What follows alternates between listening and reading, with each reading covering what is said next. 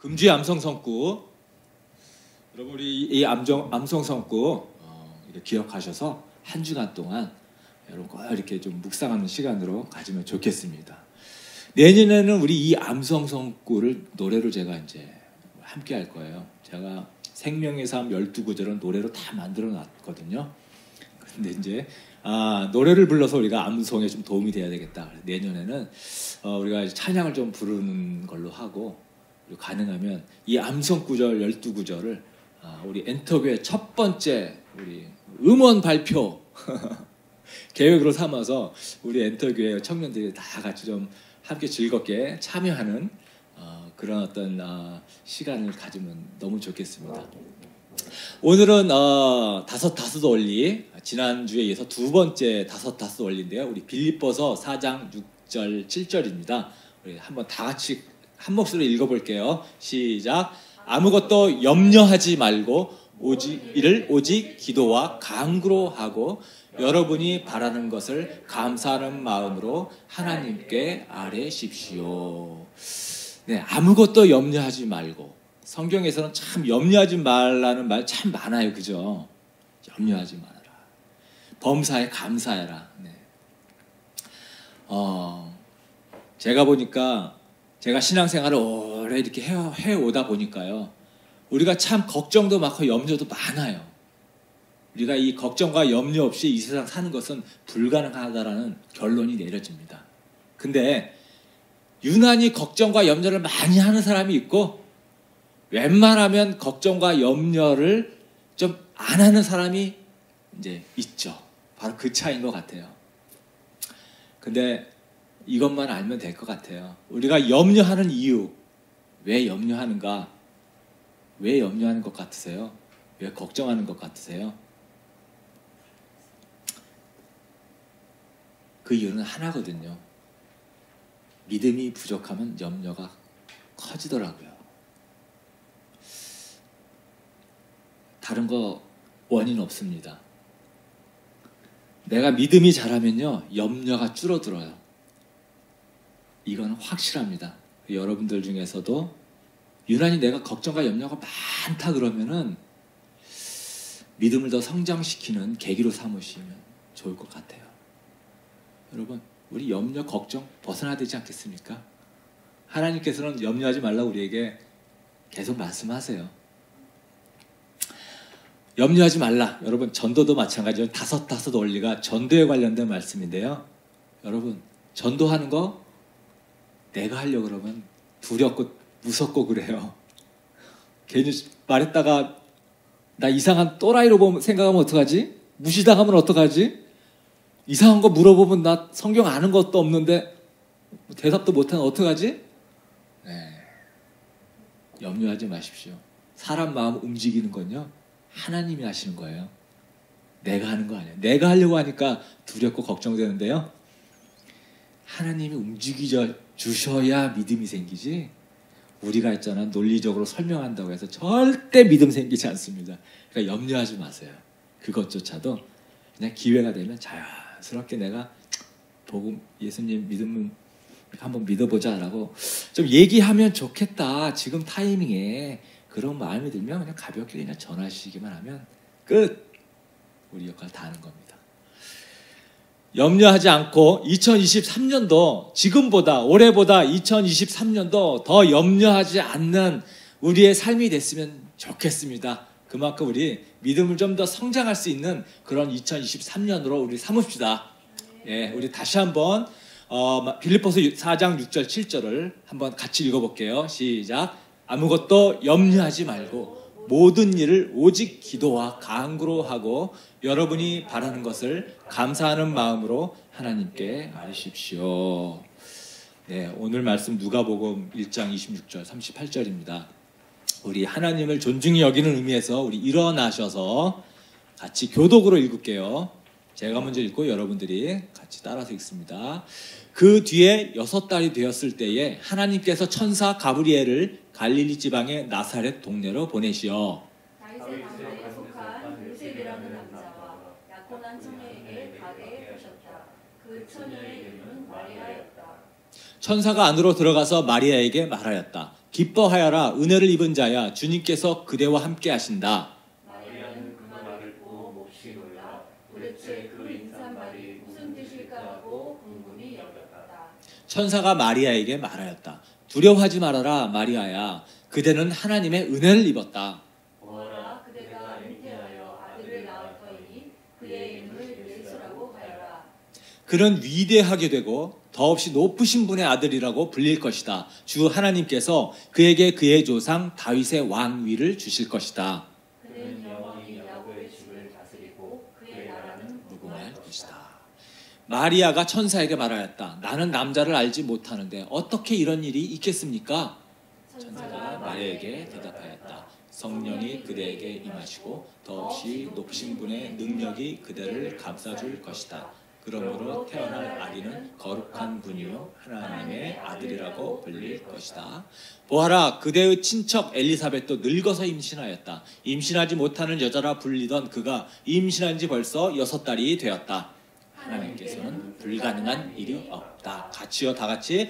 마리아가 말하였다. 보십시오 나는 주님의 여종입니다. 당신의 말씀대로 나에게 이루어지기를 바랍니다. 천사는 마리아에게서 떠나갔다. 네, 하늘 복 많이 받으세요. 네, 인사하시면서 네, 축복이 그 사람에게 전해진다. 네, 앉으십시오. 네. 네, 오늘 김세례 전도사님이 우리 대강절을 맞이하여서 예수의 탄생 예고의 제목으로 말씀 전해 주시겠습니다.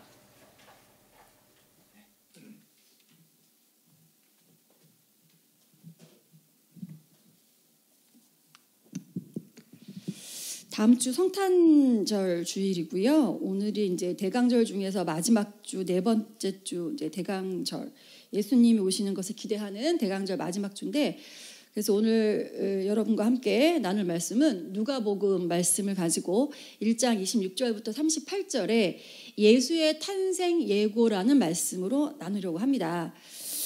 다음 주가 이제 성탄절 주일이고 해서 이 나눌 때 여러분들하고 이제 우리 엔터교인 분들이 이제 예수님을 믿은 지 얼마 안 돼서 이 누가복음 들어가기 전에 아주 간단히 필요한 부분만 누가복음과 그 저자 누가에 대해서 잠시 나누고자 합니다. 이 신약 성경에 들어오면 마태, 마가, 누가, 요한, 복음이라고 4개가 먼저 등장을 해요. 그래서 마태, 마가, 누가, 요한을 4개의 복음서, 사복음서라고 하는데 그 중에서 앞에 있는 마태복음, 마가복음, 누가복음을 이제 저희 공관복음이라고 하거든요. 저기 이제 한자가 보이시면 한 가지 공하고 관이 볼관이에요. 그러니까 한 가지 관점으로 썼다. 이 세 사람이 마태, 마가, 누가복음이 그래서 마태, 마가, 누가복음을 혹시 이제 우리 내년에 같이 이제 하루에 한 구절씩 성경 구절 써나가기 시작할 건데 쓰다 보면 마태복음에 있던 것들이 마가복음, 누가복음도 있네 하는 이런 것들을 우리 교인분들이 발견하게 될 거예요. 그것이 같은 관점을 가지고 썼기 때문에 그렇습니다. 그래서 마태, 마가, 누가복음은 공관복음이라고 해요. 자, 그런데 이거 중에서 우리 이제 구약 성경이 있고 신약 성경이 있는데 신약 성경이 절수 있지요. 장수 말고 한 절, 두 절. 절수가 총 7,942절이 있는데 이 오늘 제가 여러분하고 나눌 누가복음의 저자 누가는 신약에 2가지 서신을 썼는데 누가복음하고 사도행전을 썼다고 알려지고 있고요. 이 누가복음하고 사도행전이 전체 신약 성경의 7,942절 중에서 2,157절을 차지하는데 그것이 무려 신약 성경 9절의 28%를 차지해요. 그러면 28%가 얼마나 많은 퍼센트냐면 우리가 교회 다니지 않는 사람도 익히 알고 있는 그 유명한 바울, 이방인 선지자 바울, 하나님이 크게 들어서 쓰신 바울이 그 이제 서신서 보면은 이제 바울이 쓴 것들이 참 많은데 바울이 쓴 서신이 총 합해서 2032절이 돼서 이 누가가 쓴 2개의 서신, 누가복음과 사도행전 2개보다 작아요. 24%예요. 그러니까 뭐 퍼센트로 밀어붙이다는 얘기가 아니고 이 누가복음과 사도행전을 쓴 누가라는 이 저자에 대해서 우리는 주목해서 볼 저자임에는 틀림없다는 사실을 알 수가 있어요. 그럼 누가는 누구냐? 누가는 예수님의 제자는 아니었습니다. 그렇다고 예수님이 살아 계실 때 예수님의 제자들 주변에 많은 사람들이 있었잖아요. 뭐 마리아, 그 요한의 어머니들, 또 예수님을 세마포에서 이렇게 뭐 장사 지낸 여러 그런 제자들도 아니었어요. 그럼 누가는 누구냐면 이 제자들의 제자 같이 2세대 그리스도인이었고요.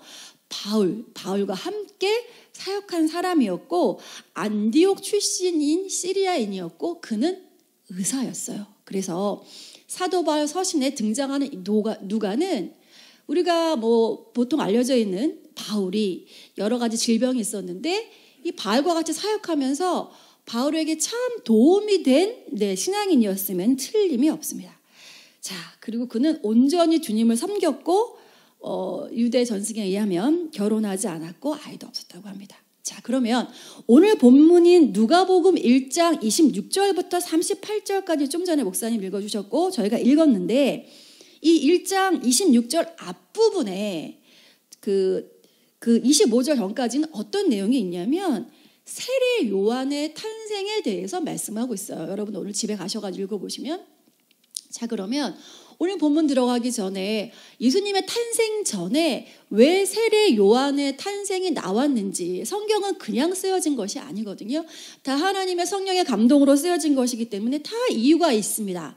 이유가 있는데 예수님의 탄생 전에 세례 요한의 탄생 얘기가 있다는 것은 제가 시간이 되면 저희 교인분들과 세례 요한에 대해서 한번 제가 나누려고 하는데 세례 요한은 하나님이 예수님을 예표한 우리가 이제 여러분들이 보셨는지 모르지만 그 아바타 2가 나왔다고 하더라고요. 그렇게 재밌다고 우리 애들이 그래서 이제 저희도 같이 볼 건데 그 보통 영화를 보면 본편이 나오기 전에 예고편이 있죠. 그거하고 마찬가지로 예수님이 태어나시기 전에 하나님이 예수님의 탄생, 그 예수에 대한 약간 그 샘플적인 그 예고편으로 세례 요한이라는 사람을 보내주셨는데 세례 요한이 조금 살다가 이제 나중에 보시면 죽었단 말이에요. 예수님을 예표하는 그 세례 요한의 탄생 얘기를 오늘 본문 앞에 이렇게 나와 있습니다. 누가복음에. 자, 그것은 이제 앞으로 저와 천천히 살펴보도록 하고요.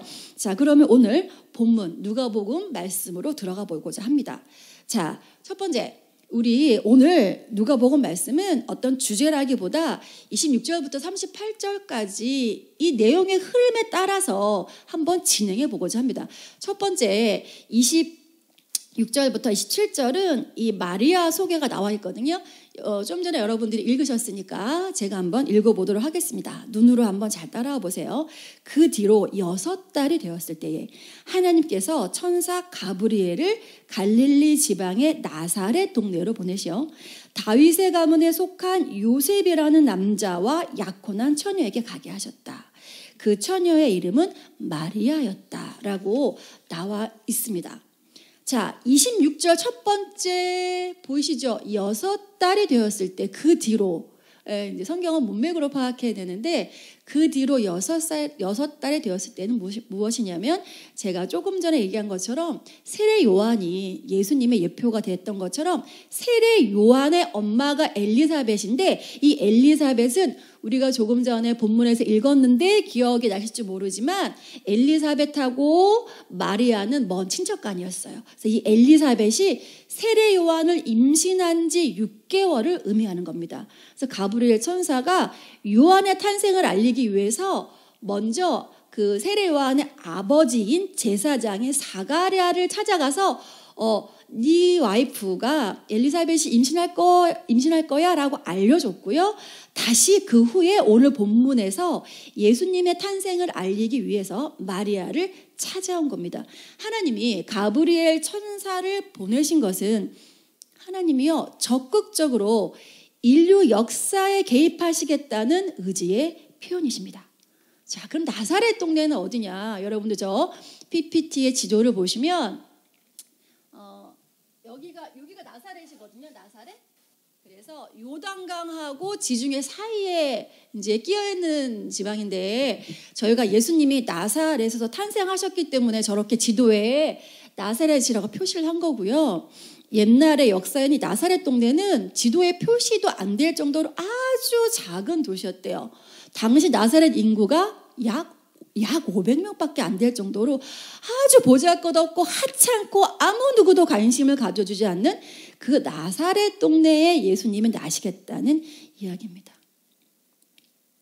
그리고 좀 전에 저희가 읽었던 것처럼 이 천사가 마리아라는 이름을 부르기 전에요, 2번이나 뭐라고 하냐면 처녀 27절에 보이시죠? 남자와 약혼한 처녀에게 가게 하셨다. 그 처녀의 이름은 마리아였다. 그래서 마리아라는 이름이 나오기 전에 이 처녀라는 이름을 2번이나 말씀해 주셨는데요.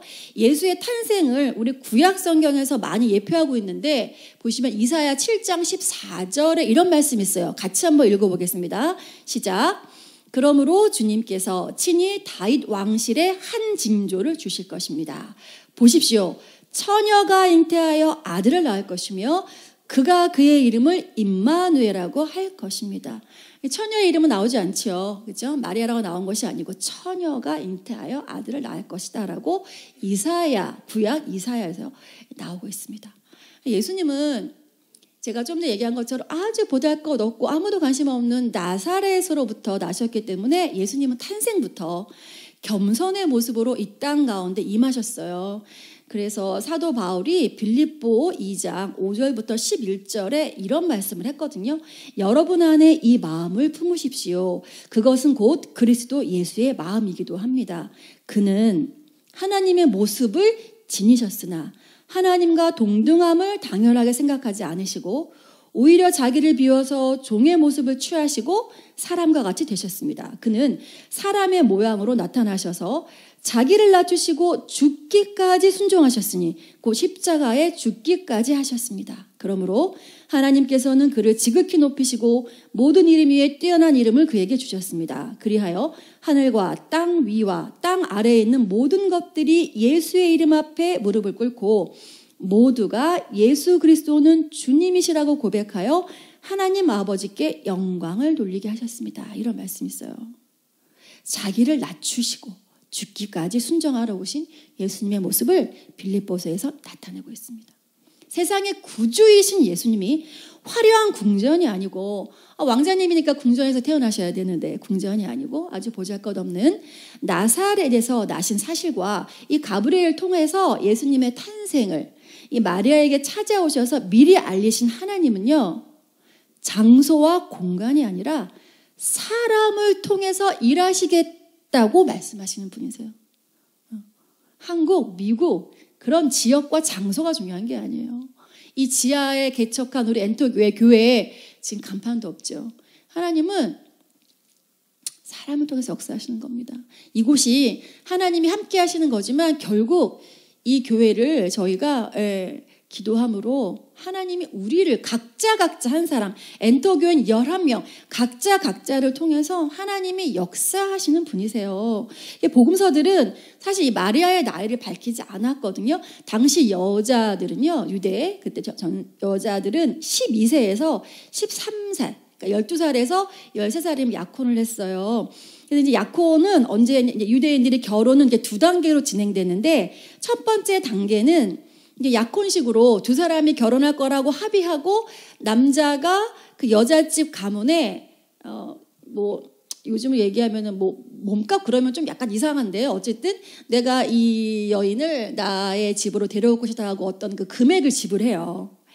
그래서 그 몸값이라 하면 좀 이상하긴 한데 몸값을 지불하는 형식을 취했고 이제 두 번째 단계는 1년 후에 약혼하고 1년 후에 결혼식을 올리고 부부가 되면서 남자 쪽의 집으로 이제 완전히 여자가 출가하게 되거든요. 그래서 결혼식을 치르고 두 사람이 첫날 밤을 지내야 결혼의 성립, 도장이 찍히는 거지만 그러나 암묵적으로 이 약혼한 순간부터 부부로 인정은 됐어요. 나의 어떤 모습이 주님이 사용하시기에 부족하다고 우리가 주님 앞에 멈칫거리고 계시는 거 혹시 있으실까요? 이 처녀, 아직 결혼도 안 했는데 하나님이 예수님을 임신하겠다고 가브리엘이 이렇게 알려줬는데 이 마리아의 모습은 뭐 아무것도 없죠. 그렇죠? 남자도 아니고 그 당시 여자들은 그 전체 인구에서도 우리가 그 세어지지 않는 였죠. 이 여자에게 이렇게 예수님이 임신하시겠다는 그 말씀을 듣고 아무것도 이제 뭐 이룰 것 같지 않은 이 마리아였는데 여러분 그래서 내가 보기엔 나는 참 내세울 것도 없고 보잘 것이 없어. 내가 가진 것이 없어. 내가 뭐 학벌을 내세울 만해. 내가 뭐 재산을 내세울 만해. 부모의 도움을 받기라도 해. 그런데 거기다가 건강까지 안 좋아. 이렇게 나는 진짜 하나님이 사용하시기 부족하다. 그래서 매일 우울하고 우리가 요새 많은 사람들이 공황장애를 앓고 있고 미래가 불안하고. 그래서 사실은 제가 어제 유튜브에서 이제 그 젊은 노인분들이 젊은이 아니게 노인분들이 들어가는 그 이제 있잖아요. 그 뭐라 그러지? 늙어서 들어가는 거 갑자기 단어가 생각 안 나는데 요양소인데 그거를 이제 아주 세련된 것들이 뭐 탑 5 그런 것들이 나왔는데 대부분 한 달에 이제 생활비가 뭐 억대로 이렇게 보증금을 내고 한 달에 이제 두 부부면 한 500만 원 정도를 내야지 거기서 이제 생활할 수 있다고 하는데 그 밑에 댓글들이 너무 웃긴 거예요.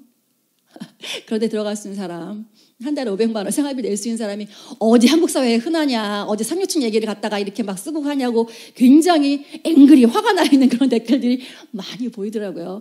그래서 거기 밑에서도 어쨌든 저희 지금 한국 사회에 흐르는 게 가진 자와 못 가진 자, 나는 손해보고 있다, 나는 없다는 그런 진짜 그 없는 사람들이 가지고 있는 그 분노가 진짜 댓글들에서도 있는 거 보는 것처럼 나의 모습이 진짜 내세울 것이 하나도 없는 모습 앞에서 이런 내가 주님 앞에 어떻게 섬길 수 있을까 하고 멈칫거리게 되지요. 멈칫거리게 됩니다. 나의 어떠함 때문에 하나님이 사용하시는 게 아니라는 게 오늘 포인트예요. 우리가 예 주님이라고 순종할 때 하나님은 나를 사용하시기 시작하고 나를 통하여 주님의 은혜를 흘려주시는 겁니다. 왜냐하면 하나님은 부족한 우리 인간들을 통하여 나를 통하여 일하시기로 작정하신 분이세요. 나의 나됨으로 뭘 하려면은 아니죠. 하나님이 나를 통해서 일하시기로 작정하셨기 때문에 제가 사용되어지는 겁니다. 그렇지만 그 전에 예 주님 하는 순종이 필요한 거고요. 2022년이 다음 주로 마무리되고 새로운 2023년이 찾아옵니다. 하나님 안에서 시작되는 새로운 한 해에 어떠한 영역에서 여러분들이 공동체를 섬길 수 있을지 진지하게 고민해 보시는 연말이 되시기를 축복합니다. 여러분이 순종의 발걸음을 내디딜 때 하나님이 그때 감당할 능력도 함께 주십니다. 자, 두 번째 이 내용은 천사가 인사말을 해요. 28절부터 30절인데요. 제가 한번 읽어보겠습니다. 천사가 안으로 들어가서 마리아에게 말하였다. 기뻐하여라. 은혜를 입은 자야. 주님께서 그대와 함께 하신다. 마리아는 그 말을 듣고 몹시 놀라 도대체 그 인사말이 무슨 뜻일까 하고 궁금히 여겼다. 천사가 마리아에게 말하였다. 두려워하지 말아라 마리아야. 그대는 하나님의 은혜를 입었다. 당시에는 남자가 여자에게 말을 건네는 일이 거의 없었다고 합니다. 그런데 이 천사가 이제 남자의 모습을 하고 나타나서 마리아한테 말을 건넸으니까 첫 번째 그것 때문에 마리아가 놀랬고요. 하나님의 은혜를 받았다고 하는데 다짜고짜 내가 하나님의 은혜를 받았어 무슨 뜻인지 몰라서 마리아가 놀랐다는 것들이 이제 신약이 쓰여진 헬라어 원문들을 보면 저희가 이제 번역된 한글이잖아요. 신약은 헬라어로 쓰여져 있는데 그리스어 지금의 그것들을 보면 그렇게 이제 마리아가 반응한 것들을 알 수가 있어요. 저희 교인분들은 헬라어까지 알 필요는 없고 그랬는데 그 천사가 이렇게 하잖아요. 너는 은혜를 입은 자다. 두려워하지 말아라 라고 이렇게 두 개의 이제 구절 얘기해주고 있는데 이렇게 해서 마리아를 안심시키거든요. 근데 우리는 뭐 교회 다니지 않아도 너무 다 잘 알고 있죠. 이 뒤에 어떤 일이 일어나요. 내가 처녀인데 내가 임신할 거라 그런 얘기들을 하잖아요. 이제 천사가. 우리는 이미 그 상황을 알고 있죠. 마리아가 동정녀, 남자를 알지 못하는 그 동정녀의 몸으로 임신을 하게 된다는 사실, 그 사실을 알고 있죠. 천사는 그런 일이 일어날 마리아 보고 얘기하는 거예요. 은혜를 입은 자다. 그런 말을 하는 거죠. 여러분, 하나님의 은혜라는 것이 무엇인지 생각해 보셔야 합니다. 이 시점에서 이 처녀가 임신한 이 기가 막힌 상황을 하나님이 은혜라고 하시는 거거든요. 그래서 은혜는 우리의 시각으로 해석할 수 있는 것이 아닙니다. 세상적인 성공의 관점으로도 은혜가 해석되지 않아요. 하나님은 우리에게 큰 일을 맡기시는 것도 은혜이지만 그 일을 해내도록 우리와 함께 하시는 것도 은혜입니다. 좀 전에 읽은 임마누엘이라는 뜻이 하나님이 우리와 함께 하시다라는 뜻인데요. 여러분들 이 뜻이 얼마나 어마어마한, 우리가 핵폭탄이 터지는 걸로 세계가 망한다고 그런 놀라운 일이 있는다고 할 정도로 사실은 이렇게 묵상을 하면 할수록 이게 하나님 우리와 함께 하신다는 그 사실은 굉장히 놀라운 겁니다. 하나님은 너무 거룩하시기 때문에 저희와 함께 하실 수가 없어요. 그래서 구약에는 대제사장이 1년에 한 번 지성소에 들어갔잖아요. 그것이 예수님이 오심으로 깨지면서 우리가 항상 하나님과 함께 하신다고 말씀하신 이 사실이 얼마나 놀라운 건지 묵상하면 할수록 이거야말로 은혜라는 거예요. 겸손한 자에게 은혜를 주시는 하나님은 우리가 겸손할 때 큰일을 맡기시고 함께하여 주시는 그런 은혜도 베푸실 것입니다. 여러분, 지금 여러분 겸손하십니까? 생각을 해보셔야 되는데 제가 제가 신대원을 지난주 목요일 날 무사히 이제 1년을 마치고 이제 2년이 더 남았는데요. 1년을 마치면서 제가 그리고 이제 우리 목사님과 교회 개척을 하면서 하나님과 함께하고 성령님께 더 민감하게 살도록 노력해서 저희 목사님도 그렇지만 뭐 눈을 뜨거나 잠자리에서 눈을 뜨거나 잠자거나 길거리 가거나 신도에서 공부하거나 내 자녀들에게 어떤 밥을 주거나 모든 상황 가운데 진짜 하나님과 무시로 대화하고 함께 하려고 하고 있어요. 하고 있는데 그러다 보니까 어떤 일이 일어나냐면 하나님이 제가 조그만 죄를 지을 때도 알려주시는 거예요. 현이야 그거 안 돼. 그래서 어떤 일이 있었냐면 이제 뭐 사소한 간증인데 제가 이제 우리 막내 저희가 1남 4녀잖아요 친정에 딸 넷에 아들 하나인데 막내 딸 그러니까 우리 집에 막내가 지금 캐나다에 가 있어요 아이들하고 그래서 그 조카가 캐나다에서 잠깐 한국에 나왔는데 그래도 제가 이제 이렇게 이모니까 가기 전에 이제 좀 밥을 따뜻하게 해서 먹여서 보내야 되겠다 마지막 날에 그래서 이제 집으로 오라 그랬어요. 그때 제가 학교 가는 요일이었거든요. 목요일 날 학교 가는 요일이니까 제가 이제 저희 동네에 마트가 하나 있어서 마트에 학교에서 이제 전화를 딱 걸고 제가 집에 도착하기 전에 음식물 식식 자재가 배달이 이제 되게 그렇게 제가 또 나름 또 계획적이잖아요. 배달이 되면 내가 집에 도착하면 5시 반인데 그때부터 딱 식사를 해서 7시에 식사를 하기로 했으니까 그렇게 해야지 하고 다 했는데 딱 집을 가려고 그러는데 식자재가 도착이 안 돼 있는 거예요. 제가 2시에 전화를 했는데 이거 왜 그러지? 해가지고 이제 마트 쪽하고 이제 집으로 합정역에 내려가지고 막 통화를 하는데 저희 집에 와서 벨을 눌렀는데 이제 반응이 없어서 다시 그 식자재를 가지고 돌아갔다고 그러시는 거예요. 근데 그때 이제 저희 친정엄마가 집에 있었는데 아마 문을 안 여신 것 같아요. 이제 그러면 보통 제가 그 마트에 오랜 고객이라 제가 가면 그 캐셔들이 그냥 제 이름을 보고 왜 그 포인트 번호를 알 정도로 다 그런 이제 제가 VIP 고객인데 그럼 보통 이제 전화해가지고 집에 전화했는데 이렇게 집에 문을 안 열어요. 그러면 그 앞에 놓고 가겠습니다. 이렇게 오시면서 결제해 주세요. 이렇게 보통 반응을 하거든요. 지금까지. 근데 이제 캐셔가 바뀐 거예요. 젊으신 분이라 제가 누군지도 모르고 그래서 식자재를 가지고 다시 갔다 그러는데 제가 어떤 부분에서 갑자기 화가 나냐면 제가 여기서 50견이 왔어요. 그래서 무거운 짐을 들지를 못하는데 그때 제가 장 본 게 좀 솔찬이 많았기 때문에 그러니까 이제 다시 배달할 시간은 안 되고 그러면 내가 그 마트에 가서 그 박스를 들고 집으로 뛰어야 되는 이런 이제 시나리오가 되니까 갑자기 이제 화가 나는 거예요. 화가 나가지고 이제 그 마트에 가서 제 물건 주세요. 처음에 그랬더니 전화해도 안 받으시더라고요. 그런데 제 이제 부재중 전화에 마트에서 온 전화가 없었어요.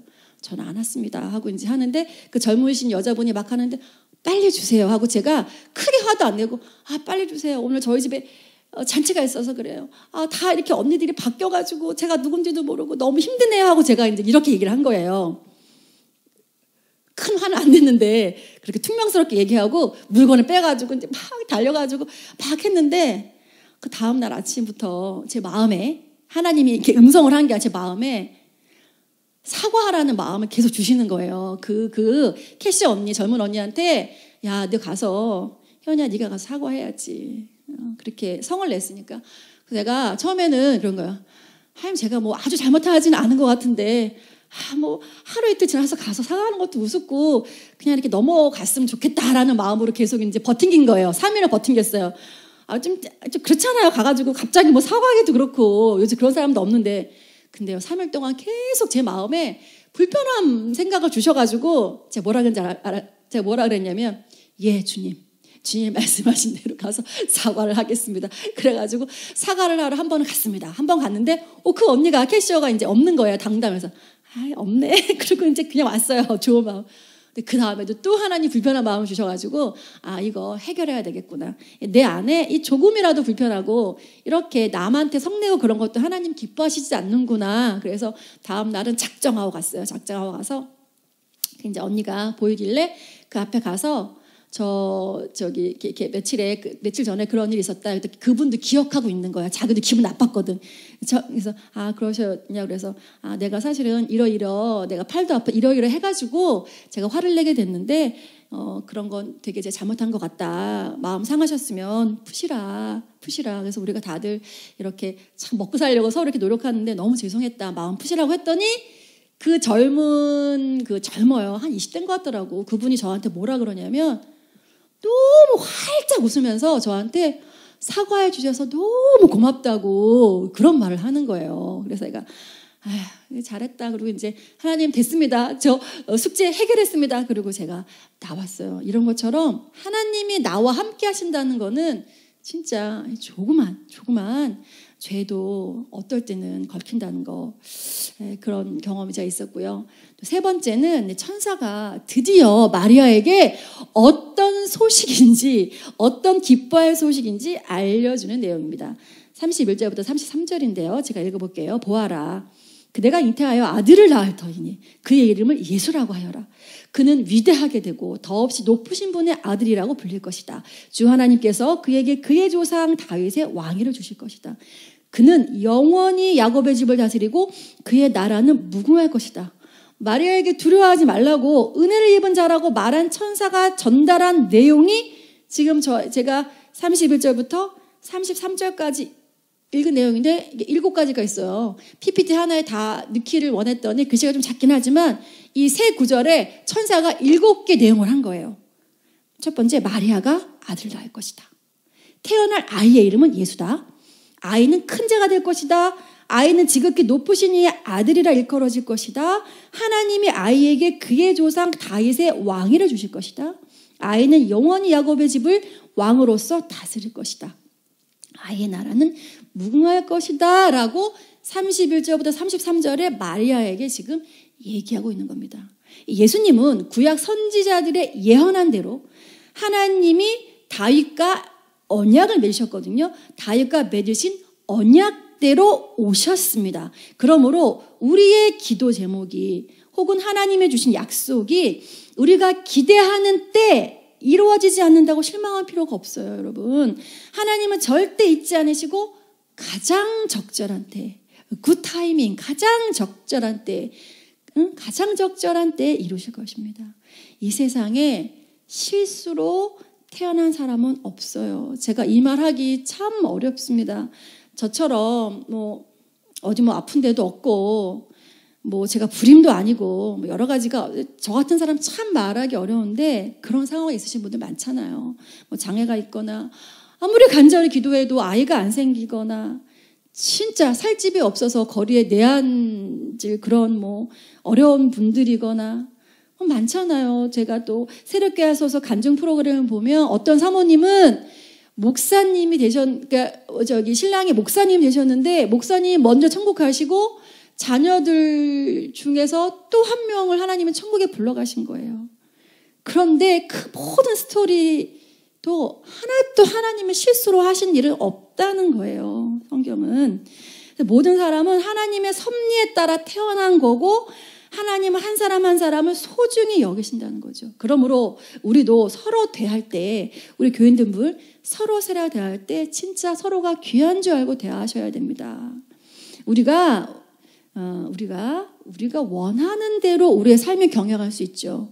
내가 원하는 대로 할 수 있습니다. 사업도 내가 원하는 대로, 직장도 내가 원하는 대로, 결혼도 내가 원하는 대로 할 수 있지만 그것은 불행한 삶이고, 하나님 믿는 사람인데 내 마음대로 살았다면 반드시 그 열매는 내가 먹게 돼 있어요. 쓴 열매는. 우리는 하나님의 계획에 따라 살 때 가장 행복한 것입니다. 여러분들 너무 잘 알고 있죠? 저희 가정이 어떻게 이 길까지 왔는지 너무도 잘 알고 계시잖아요.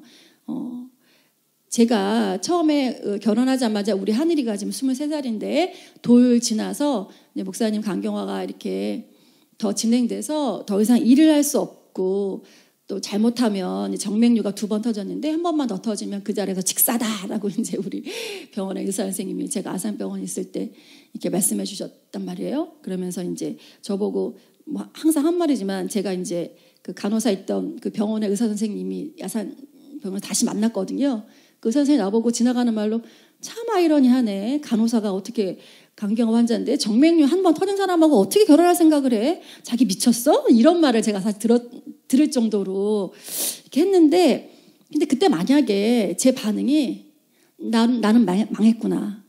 내가 사랑으로 결혼했지만 우리 신랑 죽겠네. 예를 들어서 죽겠네. 나의 삶은, 야, 진짜 내 삶은 뭐 이제 결혼하고 이제 애가 이제 첫 애가 돌이니까 2년인데, 야, 뭐 처음부터 이렇게 꼬이냐? 제가 이렇게 반응을 했다면 하나님의 역사는 펼쳐지지 않았을 것 같아요.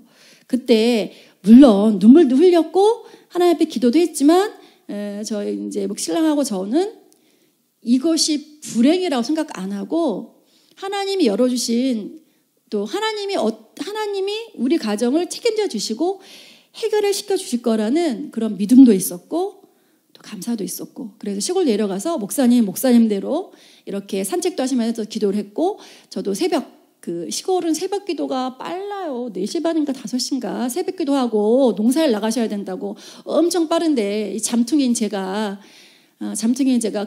그 껌껌한 시골길, 뱀 나오고 개구리 짖는 시골길을 내려가서 한 3년 정도 새벽 재단을 싸우면서, 그때 담임 목사님보다 더 늦게 나갈 거야 하고 막 끝까지 자리지키고 왜 오기로 그렇게 하면서 기도 제목이 딱 하나 있었는데, 하나님, 우리 신랑이 어떻게 할지 모르지만 제 인생에 하나님이 신랑을 데려가시리라는 시나리오는 없을 줄 믿습니다. 제가 하나님이 저 신랑 고쳐주시면 하나님 마음대로 사용하세요. 하나님이 쓰시고 싶으신 대로 하나님의 일을 할 사람이 될 것입니다. 라고 그때도 얘기했고, 그래서 진짜 이렇게 목사님도 믿음으로 반응하고 저도 믿음으로 반응해서 그렇게 돼서 지금 이 자리까지 오래 개척하는 이 스토리까지 온 거잖아요. 그래서 여러분, 하나님의 응답의 타이밍은 우리가 조절하는 것이 아닙니다. 혹시 지금 절망 중에 있거나 환경 가운데 답답하게 계신 우리 성도분들, 또 유튜브로 보시는 우리 집에 계신 성도님들, 여러분들 기다리셔야 되는데 그냥 기다리시면 안 되고요. 기도하시면서 믿음으로 반응하면서 기다리셔야 합니다. 하나님이 가장 적절한 때에 여러분들에게 가장 좋은 응답으로 함께 하실 것입니다. 자, 4번째, 이제 마리아의 질문과 천사의 대답으로 누가복음 말씀은 끝나게 됩니다. 오늘 본문 말씀이 34절부터 제가 읽어볼게요. 마리아가 천사에게 말하였다. 나는 남자를 알지 못하는데 어떻게 이런 일이 있겠습니까? 천사가 마리아에게 대답하였다. 성령이 그대에게 임하시고 더없이 높으신 분의 능력이 그대를 감싸줄 것이다. 그러므로 태어날 아기는 거룩한 분이요 하나님의 아들이라고 불릴 것이다. 보아라, 그대의 친척 엘리사벳도 늙어서 임신하였다. 임신하지 못하는 여자라 불리던 그가 임신한 지 벌써 6달이 되었다. 하나님께는 불가능한 일이 없다. 마리아가 말하였다. 보십시오. 나는 주님의 여종입니다. 당신의 말씀대로 나에게 이루어지기를 바랍니다. 천사는 마리아에게서 떠나갔다. 이게 이제 마지막 저희 4구절인데요. 여기서 마리아의 질문이 이 본문 바로 앞에 사가랴의 질문하고는 달라요. 여러분들이 그냥 한글로 읽으면 사가랴도 이제 앞쪽에 어찌 이 일이 있게 내가 이것을 어떻게 알려라고 사가랴가 반응했거든요. 근데 오늘 마리아는 뭐라 그랬냐면 저기 PPT에 보시면 어찌 이 일이 있으리까. 그래서 한글로 읽으면 제사장 사가랴의 반응이나 마리아의 반응이나 물어본 건 똑같네라고 얘기할 수 있는데 헬라어를 보면 달라요. 이 마리아의 반응은 뭐고 사가랴의 반응은 뭔지 완전히 극과 극이에요. 사가랴의 반응은 뭐였냐면 천사가 나타나서 그 늙은 엘리사벳이 임신할 거라고 했을 때 사가랴가 내가 이것을 어떻게 알려라고 반응한 건 뭐냐면 도저히 저는 믿을 수 없습니다. 내 아내가 어떻게 임신하겠습니까? 근데 임신하지 못하는데 내게 와이프가 임신한다는 증거를 보이십시오 하는 불신앙의 반응이었다면 마리아가 지금 얘기한 어찌 이 일이 있으리까의 그 헬라어를 분석해 보면 이 반응은 뭐냐면 마리아가 이게 말도 안 돼요. 그런 반응이 아니었고 이런 반응이었다고 해요. 이 앞으로 진행될 과정이 어떻게 되겠습니까? 라는 의문의 반응이었고 제가 처녀인데 하나님이 이 일을 임신할 이 일을 했을 때 저는 어떻게 이 일을 감당할 수 있으리까 하는 그런 순종의 반응이었다는 거예요. 사가랴는 제사장이었는데 불신의 반응을 했고 마리아의 질문은 성령이 이 일을 하실 것이라는 거에 대한 믿음으로 받아들이고 그 다음에 반응이었다는 겁니다. 35절에 쓰여있는 임하다, 나에게 임하다 이 반응은요 누가복음에서 7차례나 나와 있는데 성령이 임하다, 하나님이 그대에게 임할 것이다 라는 뜻은 하나님의 임재, 하나님의 기적이라는 뜻이에요. 그러니까 하나님이 마리아에게 임하면 기적이 일어난다는 거죠. 예수님 탄생에. 그래서 우리가 정확한 이유는 알 수 없지만요. 기독교가 4세기 때부터